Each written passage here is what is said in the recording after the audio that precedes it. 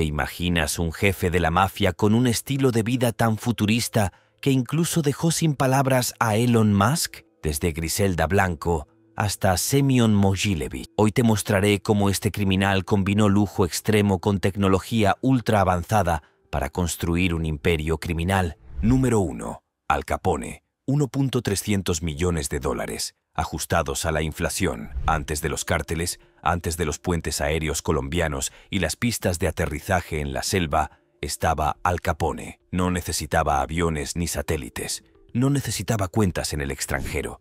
Solo necesitaba la prohibición y Chicago. En la cima de su imperio, en la década de 1920, Capone ganaba 100 millones de dólares al año, el equivalente a 1.300 millones de dólares actuales, convirtiendo la sed de alcohol estadounidense en una mina de oro subterránea. Pero Capone no era solo un gángster, era la celebridad criminal original. Todos los titulares llevaban su nombre, cada flash captaba su sonrisa, y sin embargo, tras los trajes de seda y los salones de champán, se escondía un operador brutal.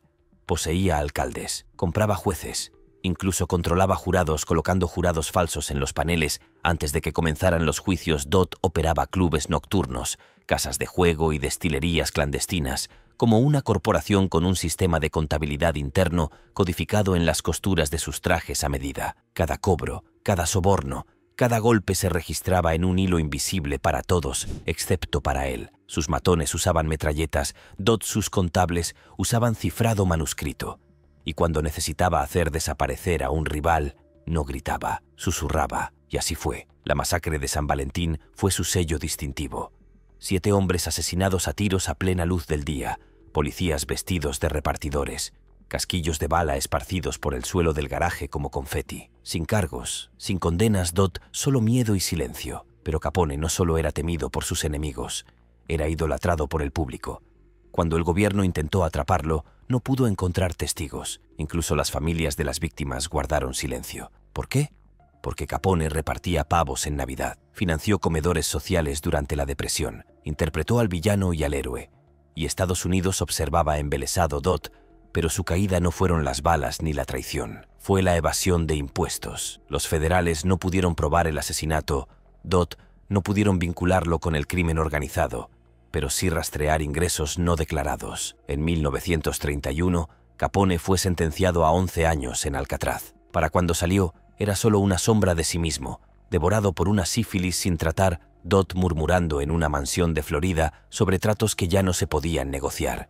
Pero incluso muerto, la marca Capone nunca se desvaneció. Él era el modelo a seguir, el original, el que demostró que el crimen no solo pagaba titulares, poder e inmortalidad. Sin embargo, a pesar de todo su poder callejero y alcance político, Capone nunca tocó el dinero global del narcotráfico. Nunca tuvo rutas extranjeras, laboratorios clandestinos, ni redes de lavado de dinero en el extranjero. El hombre que vino después sí, y no solo construyó un cártel, lo convirtió en oro.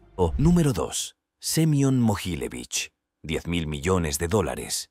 No lleva armas, no huye de la policía y nunca ha pasado más de unas pocas noches entre rejas. Pero no se equivoquen, Semyon Mogilevich es lo más parecido que el mundo real ha producido a un villano de Bond conocido como el Don Cerebrito.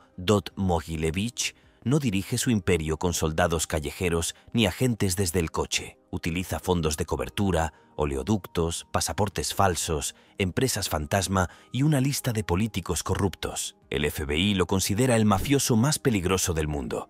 Y con razón, su imperio abarca más de 20 países, abarcando desde armas hasta tráfico de personas, robo de petróleo, cosméticos falsificados e incluso fraude bursátil en la bolsa de Nueva York. Y lo dirige todo desde suites de hotel en Moscú. Mientras que la mayoría de los jefes de la mafia viven en la clandestinidad, Mogilevich prefiere salones de 5 estrellas y salones de puros bajo la total protección del Estado ruso. Ha sido fotografiado en cenas de Estado y ha celebrado reuniones a pocos kilómetros de las oficinas del Kremlin. Algunos dicen que es el puente entre el crimen organizado y la inteligencia rusa.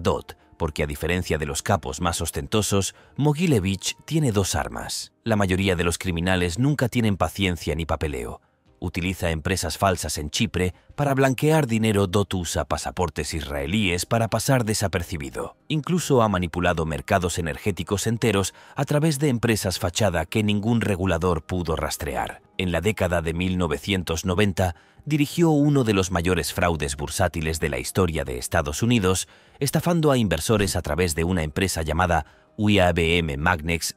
Millones entraron a raudales. Los imanes de productos. La realidad, una fachada para el blanqueo internacional. Para cuando el FBI allanó la oficina, Mogilevich hacía tiempo que había desaparecido. Ha sido acusado en Estados Unidos, perseguido por toda Europa, incluido en la lista negra de bancos internacionales. Pero nada de eso importó porque nunca salió de Rusia, y Rusia nunca lo entregó. De hecho, cuando la Interpol lo incluyó en su lista de objetivos prioritarios, Mogilevich concedió una entrevista a la televisión rusa con naturalidad desde su casa en Moscú. Sonriente, tranquilo, despreocupado. Porque sabía algo. La potencia mundial supera el papeleo. Con un patrimonio neto estimado de $10.000 millones, Semyon Mogilevich no solo compra políticos. Construye inmunidad legal en sus negocios. No necesita disparar a sus enemigos. Deja que los abogados los entierren.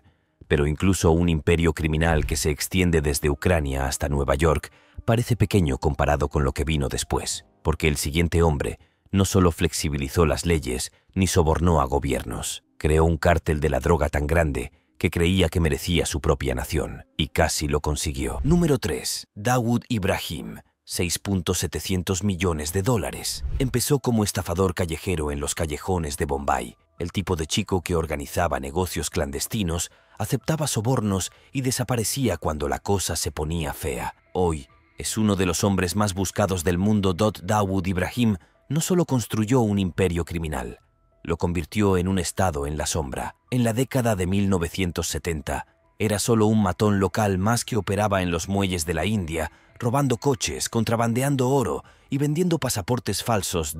Pero incluso entonces, la gente notó algo diferente. No era ruidoso, no era errático, era metódico, calculador, inusualmente silencioso. Y cuando su padre, un policía, intentó arrestarlo, Dawood no huyó. Desapareció. No solo de Bombay, de la India. Lo que vino después cambiaría la delincuencia mundial para siempre. Dawood fundó la compañía D y una organización criminal que se convirtió en el intermediario predilecto para todo lo ilegal en Asia. Drogas, armas, diamantes, falsificaciones, tráfico de personas, lo que fuera. En cuestión de años, convirtió su negocio callejero en una red de $6.700 millones que operaba en Dubái, Karachi, el sudeste asiático, África Oriental y Londres. Pero Dawood no era solo un gángster. Se convirtió en capital político, financiaba películas de Bollywood y luego extorsionaba a los mismos actores a los que pagaba. Blanqueaba dinero a través de hoteles de 5 estrellas mientras mantenía reuniones con la inteligencia pakistaní. Supuestamente proporcionaba casas de seguridad a grupos terroristas, dirigía empresas fachada a través del sector inmobiliario de Dubái y movía dinero a través de casinos fantasma en Macao. Sus huellas están dispersas en algunos de los mayores atentados del sur de Asia, incluyendo los atentados de Bombay de 1993, que mataron a más de 250 personas. Pero a pesar de la persecución mundial, la Interpol, las notificaciones rojas y la vigilancia conjunta del M-16 de la CIA fueron los responsables. Nunca lo han atrapado porque no necesita esconderse. Vive a plena vista en Karachi. Según se informa, reside en un complejo fuertemente vigilado cerca de una base aérea militar, protegida, supuestamente, por elementos de los servicios de inteligencia de Pakistán. Un fantasma con cobertura estatal. Y a diferencia de la mayoría de los jefes de la mafia, Dawood no busca ostentación. No necesita mansiones virales ni armas doradas. Él es más peligroso que eso porque opera en silencio. Detrás de bancos, detrás de la política, tras las fronteras de Dubái. Sus propiedades supuestamente incluyen torres de lujo, centros comerciales y grandes constructoras que funcionan como lavanderías financieras en África Oriental. Sus rutas de tráfico de drogas pasan por gobiernos inestables donde unos pocos millones de dólares pueden comprar el silencio policial durante años. Y en Londres, los investigadores creen desde hace tiempo que su alcance se extiende a las finanzas y las criptomonedas.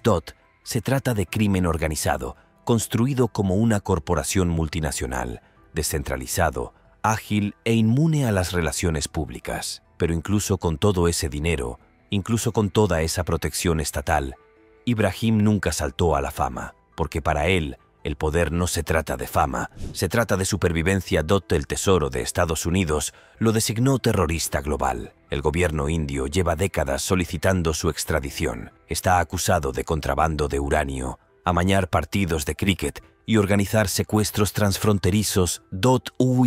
Sin embargo, no hay arrestos, ni fotos, ni ubicación confirmada. Su red opera como un gobierno paralelo y cuando los verdaderos fallan, él llena el vacío. Pero mientras Dawood construía su imperio tras fronteras y cuentas bancarias, el próximo jefe de la mafia ganaba tanto dinero y se movía con tanta libertad que no quería influir en los gobiernos. Quería comprar uno, porque lo que viene a continuación es el capo que ofreció dinero a cambio de poder político y casi lo logra. Número 4. Carlos Leda, valorado en $2.700 millones. No era solo un narcotraficante, era un fanático con una flota aérea, un ejército privado y una isla diseñada como la guarida de un villano de Bond. No trabajó para el cártel de Medellín, lo diseñó, construyó su infraestructura y luego la militarizó. Nacido en Colombia de padre alemán, Leder fusionó la crueldad de los cárteles con la obsesión nazi. Calificaba la cocaína de producto revolucionario y citaba a Adolf Hitler en sus reuniones de negocios. No porque estuviera loco porque quería que su imperio pareciera intocable. Y para Leder, eso empezó con la geografía. No escondió laboratorios en la selva como la mayoría de los traficantes. Compró una isla, Cayo Norman, un recóndito arenal en las Bahamas. Se convirtió en su reino de la cocaína. Sobornó a funcionarios bahameños con relojes Rolex y maletines llenos de dinero. Construyó una pista de aterrizaje privada para recibir aviones de carga. Y cualquiera que se acercara demasiado a la isla era interceptado por guardias con M16 y perros de ataque. Los pescadores desaparecieron. Se advirtió a los periodistas. Imágenes satelitales mostraban patrullas armadas rodeando un complejo de lujo que se había transformado discretamente en una fortaleza del narcotráfico. En su apogeo, Leda transportaba más de 300 kilos de cocaína al día, todos los días, directamente a Estados Unidos. La logística era brillante. Avionetas despegaban de Columbia, repostaban en Cayo Norman y aterrizaban en Florida en cuestión de horas. Para cuando las autoridades estadounidenses se dieron cuenta, se habían blanqueado más de $2.700 millones a través de empresas fantasma, bienes raíces y cuentas en el extranjero. Pero Leder no solo se dedicaba a las drogas. Se dedicaba al poder. Daba discursos que alababan el totalitarismo. Intentó fundar su propio movimiento político en Colombia, no en la clandestinidad, sino en directo por televisión. ¿Su plataforma? Legalizar la cocaína y convertir a Colombia en un narcoestado. Y por un breve instante, pareció que podría lograrlo, pero la paranoia lo dominó. Instaló túneles subterráneos bajo Cayo Norman, construyó una ruta de escape submarina y contrató guardias para espiar a guardias. Luego, en la década de 1980, perdió la protección. Estados Unidos presionó al gobierno bahameño. La isla de Leder fue asaltada. Escapó, a duras penas, pero los muros se cerraban sobre él. Finalmente, su propia gente se volvió contra él. La DEA lo capturó en Colombia. Fue extraditado a Estados Unidos, condenado a cadena perpetua más 135 años. Luego, décadas después, fue liberado discretamente bajo protección de testigos. Hasta el día de hoy, nadie sabe dónde está ni cuánto de su fortuna sobrevivió. Pero una cosa es segura. Leda convirtió islas en bases aéreas en oleoductos y oleoductos en armas. Y, sin embargo, no estaba solo porque otro traficante llevaría la idea de la isla fortaleza aún más lejos y la convertiría en un imperio protegido por presidentes. Pero para entender cuán profunda era esa protección, necesitamos conocer al jefe que construyó su propia armada y la usó para controlar el Caribe. Número 5. Griselda Blanco. No solo fue la mujer más temida en la historia de los cárteles. Ella era quien escribía las reglas, las quemaba y mataba a cualquiera que la cuestionara. A finales de los 70, forjó su imperio en Miami, convirtiendo la ciudad en la capital de la cocaína de Estados Unidos. En su apogeo, era responsable de hasta el 75% de toda la cocaína que llegaba a Florida. Pero no solo traficaba drogas. Estaba industrializando la violencia. Los asesinatos no eran ocasionales. eran rutinarios. Una vez ordenó el asesinato de su exmarido delante de sus hijos. Ese fue el segundo marido que mató. El primero fue asesinado a tiros tras una disputa comercial. El tercero, la misma historia, Dot. De ahí surgió el apodo de Viuda Negra, porque todo hombre que se acercaba a ella terminaba en un ataúd. Ella diseñó su red de contrabando Dot como una directora ejecutiva.